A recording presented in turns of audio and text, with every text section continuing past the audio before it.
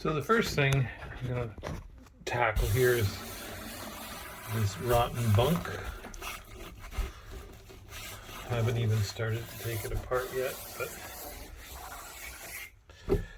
these pieces of L channel, left and right, peel them off, and then where there's a seam here in the wood, they've got a piece of flat 1/8 inch aluminum that goes across, so all those screws have to come out, and this molding here as well for the pass-through is going to come out, and we'll peel this carpet back, and then we'll go from there. So get this sucker out and work on putting in a brand new piece. So with all that done, what we've got here is just the good stuff left. Up above underneath of this piece of white plastic sheet is foam, 3/4 inch foam, and it's all in good shape. Everything from there to here, of course, was rotten. So you've got one important thing is this headliner. There's been a few that I've redone where people have, and you can see where it's, you don't want any damage past this line where it folds up around the the plywood on the bunk. So a lot of people just rip and tear because it's all stapled in. They'll just rip and tear this, and then once it's torn, it joins in and it's part of your headliner, and it's just impossible to do anything with it. There's not really anything. I don't even think you can order another headliner for this. I'm not sure. So just be careful pulling these staples out and try to keep it in good shape, and that way when you put your new piece in, you just can put it back up and staple it, hot melt glue it into place, whatever. And so there were screws in behind, so the carpet had to come off too. Obviously it's just stapled in, so you pull the staples on the carpet, pull it back, and then you've got 4 screws underneath here. And then once you remove this, carefully peel back this headliner, you'll find that there's all these screws underneath that you need to remove, all Phillips, and they just need to come out. After that, there's some serious rubber sealant here that really likes to hold on, and you'll have to pry it loose. And after that, it'll likely just all come out in pieces on you. That's what happened with this one.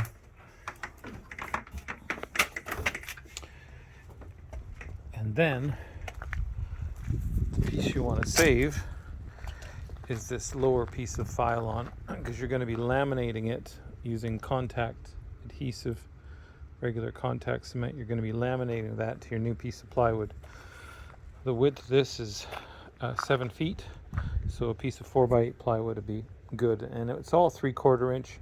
Originally it's done with foam core. It's 3/4 inch foam and then pieces of wood in there, and so it's not very strong, but it is light. But for the extra weight, it's not that big a piece of plywood, and it'll certainly make it more durable, give it way more strength. And just be careful when you're removing this piece too that you don't damage it, because it does need to be used again, or you'd have to buy a new piece of Phylon. And that's the piece, that's the underside here, and that's what goes under there. And so just a mess, got to do lots of cleaning up.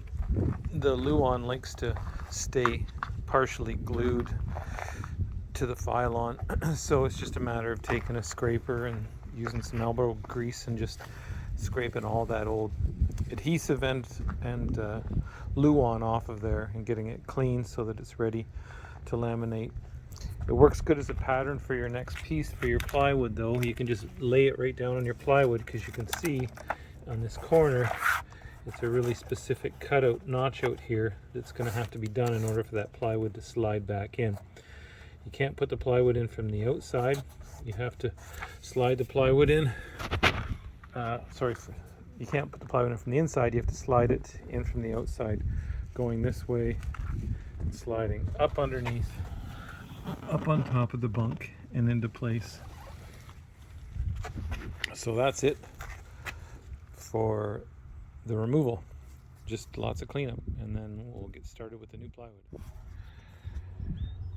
So we picked up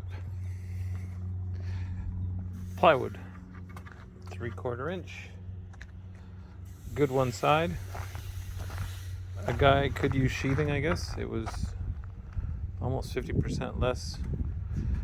This was $91 Canadian for 3/4 inch, good one side. You can do sheathing, and it was, right now it was $49 for the sheet. But one of these sides I'm gluing to, and the other side is going to be face up for the bunk area where the mattress is going to sit on top of. If I use good one side, I don't really need to put any other sheeting on here, like Phylon or like a coated panel board, white panel board or something. With good one side, it's just so nice already that the mattress can just go on top. It's not going to be seen anyway. So the process here today, oh, and you need contact cement, so just the yellow real contact cement and not the environmental green water-based stuff, because it just doesn't work so well for this. So it's our strongest contact cement, it says right there. So the yellow contact cement, whatever brand. And so what I'll do is I'll clean all this up first, all this putty tape stuff, scrape off. There's some silicone on here as well, clean that up. I did some damage to this, so I'm gonna have to body work that as well. So be careful not to tear this. It's just, I don't know, so waterlogged. It seemed like it teared really easy, but so the process here is just going to be to clean that up, and then I've already cleaned up this side, scraped it all. It needs to be scraped a bit better in some areas, so I'll scrape that again, and then do the two-part thing with contact cement. Brush the contact cement on one side and put it on the plywood side as well. Let both sides get tacky, nice and tacky, and then put it in place. It's a one-shot deal. So make sure you've got it where you want it before you press it in, and kind of work from one corner and work all the way across to make sure you don't get any gaps or bubbles in there. And that's it. I'm actually going to cut it to size afterwards with a jigsaw, because with contact cement it can be a little bit tough to get it right directly on an exact line. You'll end up being off a bit, and then once it's stuck, it's stuck. So better to just use the whole sheet and get it stuck, and then trim it with your jigsaw after. Make sure you've got it exactly where you want it to be. So we'll get right on it. So I decided just to do a little bit different method, where I just put a couple screws to hold the piece in place. And now that allows me just to be able to flip up one side. I'm going to spray the glue. Flip up one side, kind of spray this area here, half of the piece, prop it up, put a piece of wood in there so I'm not going to allow it to touch, and spray the bottom section as well. So the top, spray the bottom section, put a piece of wood here, allow it to tack and not touch, and that way when I go to set it in place, it'll be in the exact spot that I want it. Rather than doing the whole piece, spraying both sides and trying to lay it on, it's a large piece of material to try to get in the right spot. So this is kind of the 50-50 method. Same thing that you'd use doing large decals, I guess. So the exact measurements for the piece, if you want to know, it's 83.5, or yeah, 83.5 by 4 feet. They originally did it with 2 sections, with another section that they put in here. I'm just going to do it all in one section. It's just more strength, one piece, and truth be told, I think I'm probably going to be even 3/4 of an inch short. It'd be nice if this was a little bit longer, but I may put in a piece of square aluminum on the nose on this. If you wanted to, you could even glue and laminate, another little piece on the front as well, just to make it the exact length. So we'll see how that goes, and then I can add something afterwards. So we'll just go ahead and spray and get this laid on, and then after that, because I plan on painting this whole motorhome later, painting the underside of this is real tough. Spraying upside down is real tough with paint. So I'm gonna prep this now, sand all this, prep it, and then shoot it white, just a white urethane paint on here, and then install it. That way later when I go to do the painting of the whole motorhome, I don't have to bother with this tough piece to get to. So I'll do the extra work now, and it'll save me a bunch of time later.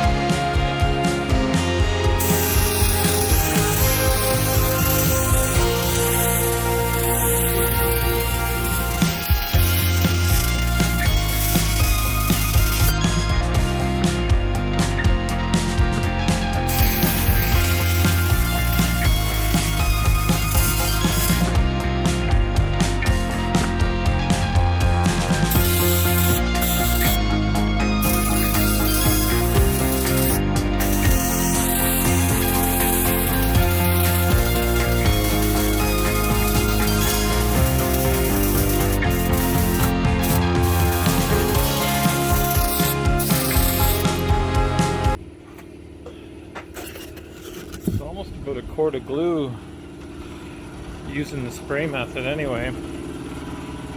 You might get away with less if you were to use a brush or a roller, but it saves quite a bit of time just with the spray gun. I probably could have thinned it a bit too to get a little bit more mileage out of it. If you get some overspray on here, which I do, some glue overspray from spraying it, if that's the way you want to do it. Just regular paint thinner on a rag will just take it up real good. A little bit of rubbing, it'll come up pretty good.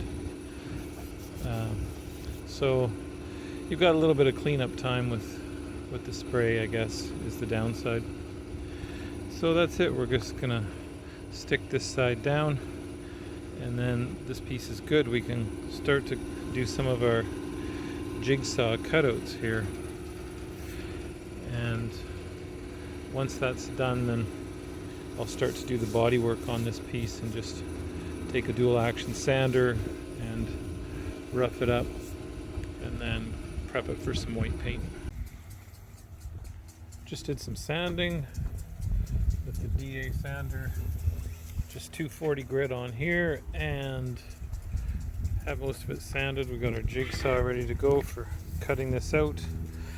Now there's this crack here, and now it's all glued down real nice, but we want to try to do a little bit of something more with it. So if I body filled over top of it, I would have to leave some material on there, so I'd end up with a bulge. And on an angle, if you looked at it, which you're going to be looking at this underside on an angle all the time, you're going to see that bulge. You're going to know that there was a repair made. So just take a zip wheel and just gouge it out.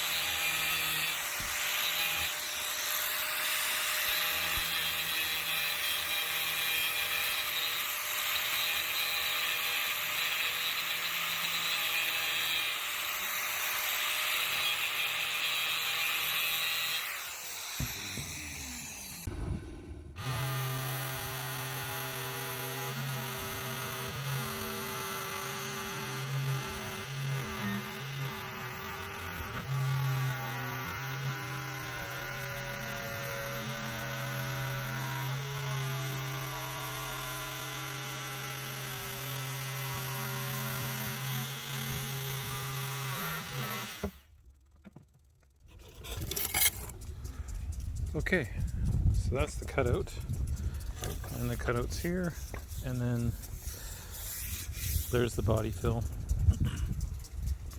I gouged it out, and so now we got to do some paint.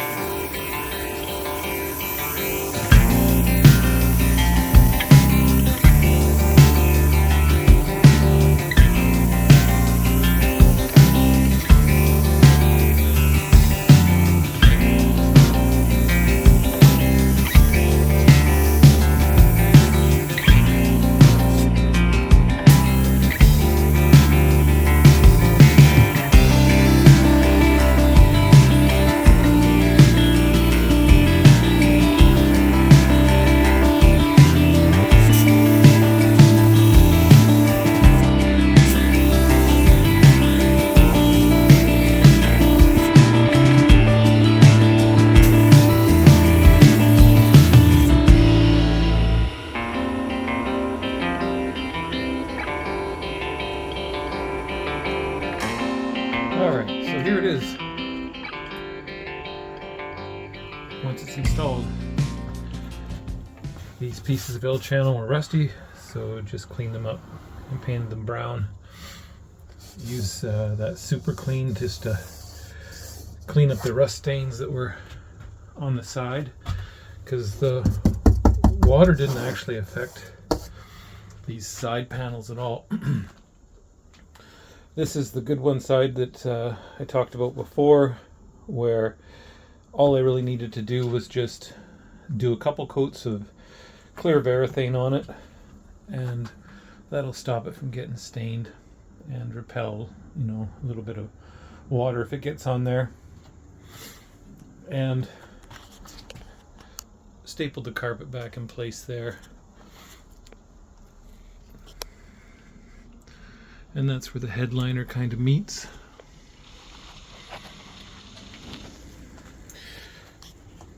When we put the wood back in, we just want to use some sealant as well, where those screws went up, where the wood meets the roof tin metal edge. You're going to just use a high quality silicone sealant, just so that no wind or weather gets in, water or wind.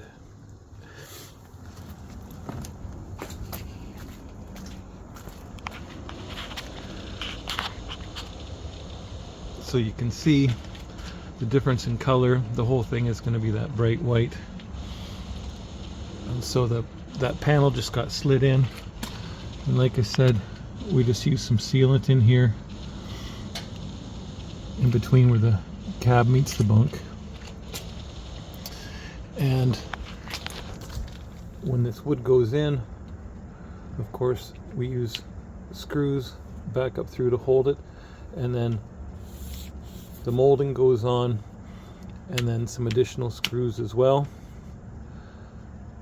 On the Winnebago or Itasca style motorhomes, this is all framed in aluminum. So you're going to want to use a self-tapping screw, because it's going to go up through and it's going to bite into the aluminum framework here, and it'll pull up nice and tight. If you have, say, a Sea Breeze or a Dolphin, they're not framed in aluminum, they're just framed in wood. So it's important that the wood is strong and not rotted out, and then you would just use a deck screw, a longer wood screw, to come up through and pull this lower bunk base up into place. And then this Phylon, of course, we just had to glue it with contact cement and then just roll it onto the plywood and glue it on.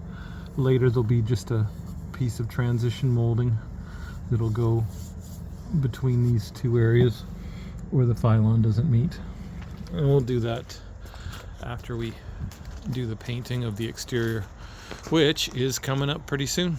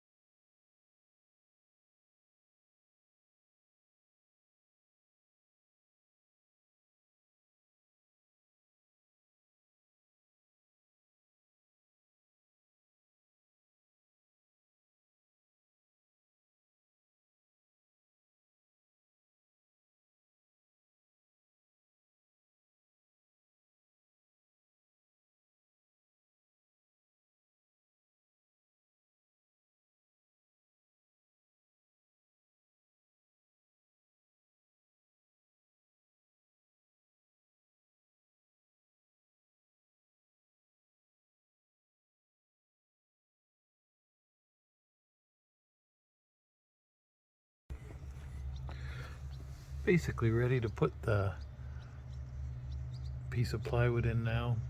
I did put a little bit of a spacer here. This is just some 3/16 Luan, just a 4-foot slice in there. Just because that 3/4 plywood looks like it's a little bit thinner than the original piece that was in there. So you could either put an entire piece of Luan on top of that plywood. That's probably the best way to do it, I guess, but it would make it even a little bit more weight. But I just put just a spacer there, and it'll leave me with a little bit of an area here that I should probably put a molding, but there is an out piece of L channel steel here anyway that ties it in for, well, most of the length, so I guess I really don't need to worry about. You can see the stain mark there where the bracket was before, so it should hide this piece of Luan edge there. Should be okay. Anyway, just about to slide the piece in. Cleaned up all around here because this is really hard to get to once the piece is in.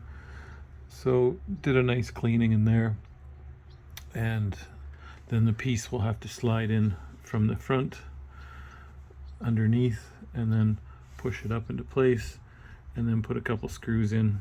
This is all aluminum framed, so when you're pulling these screws in, it's pulling into aluminum. On these models, they're framed in aluminum and foam core, so you don't have to worry about trying to pull into rotten wood this way. Everything this way is in good shape, and we've got some solid material to pull this bunk into.